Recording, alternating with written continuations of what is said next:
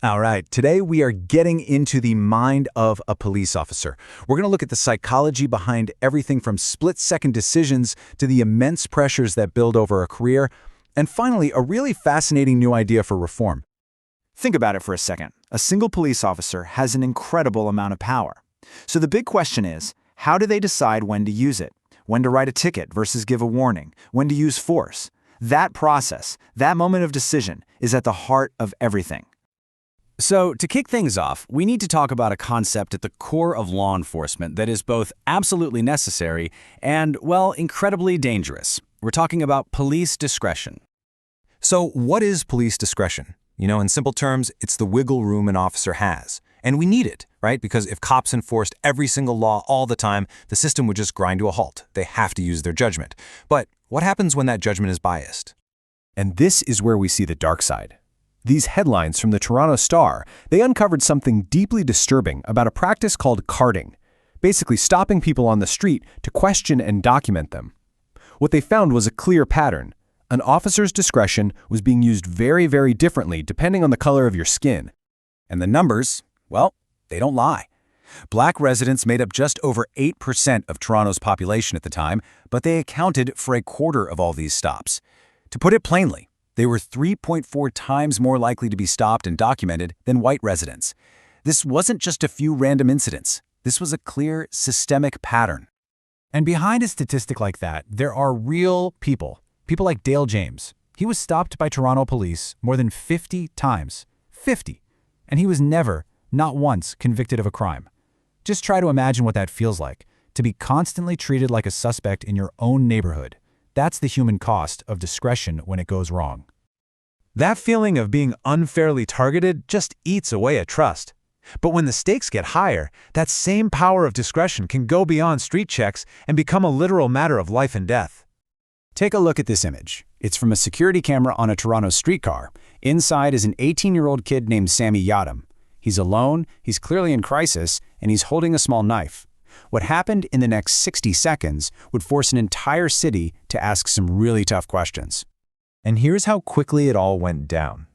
From the moment the officer James Furcillo gets there, it's less than a minute before he fires 3 shots. 5 seconds later, Yatim is down. And just 5 seconds after that, Furcillo fires 6 more shots. The speed is one thing, but those 2 separate volleys of gunfire, that became the critical issue. So this is what everyone was asking. The kid was alone, on an empty streetcar. Was lethal force, especially that second round of shots when he was already on the floor, truly a proportional response to the threat? And why wasn't there more of an attempt to de-escalate the situation? And what's so wild is that police are trained on frameworks just like this one. The idea is simple. It's a ladder. The officer's response should match the subject's behavior. If they're cooperative, you just use your presence. If they're actively resisting, maybe use physical force. Lethal force is way up at the top, a last resort for when there's a threat of death. The Yatim case shows this huge, tragic gap between the clean theoretical model and the messy, chaotic reality. Okay, so to even begin to understand why that gap exists, why a trained officer might make a decision like that, we have to go deeper. We need to look behind the badge and into the intense psychological world of being a police officer. We often think of police stress as just dealing with dangerous situations, but it is so much more than that. It's this relentless pressure cooker.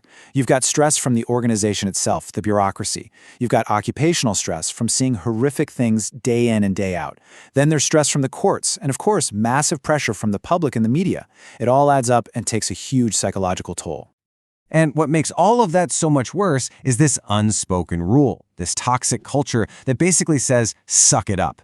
It's this idea that showing vulnerability is a sign of weakness, so you just don't talk about it. And this isn't just a theory. We saw the heartbreaking results in 2019, when 10 NYPD officers died by suicide in a single year, shining a national spotlight on this crisis. So what happens when all of this comes to a head? When individual stress, a suck-it-up culture, and a total lack of accountability all crash together? Well, you get a system that completely collapses. And for that, there is no better or more tragic example than the New Orleans Police Department. This is the story of Kim Groves. She was a 32-year-old mother who saw an officer, Len Davis, beat a man. She did what any of us are supposed to do. She filed a complaint. The very next day, that officer ordered a hit on her. She was murdered. Her story just exposed the terrifying depths of the corruption and the absolute power of the code of silence in that department. And then came Hurricane Katrina. The whole city was under unbelievable stress. And in that chaos, the Danziger Bridge incident happened. Officers opened fire on unarmed civilians who were just trying to get to safety. They killed 2 people and wounded 4 others. But the horror didn't stop there. Afterwards, they planted a gun and wrote fake reports to cover their tracks. This wasn't just a few bad apples. This was a complete moral failure of a department. But, and this is the incredible part of the story, out of that absolute darkness, out of that complete systemic failure, came one of the most innovative and psychologically smart reforms in American policing. The program is called EPIC, Ethical Policing is Courageous. And this right here is the key to why it's so brilliant. It doesn't try to fight the code of silence head on. No, it's smarter. It basically reframes the whole idea of loyalty. The old way was, I'm loyal to my partner, so I keep my mouth shut. EPIC flips that completely.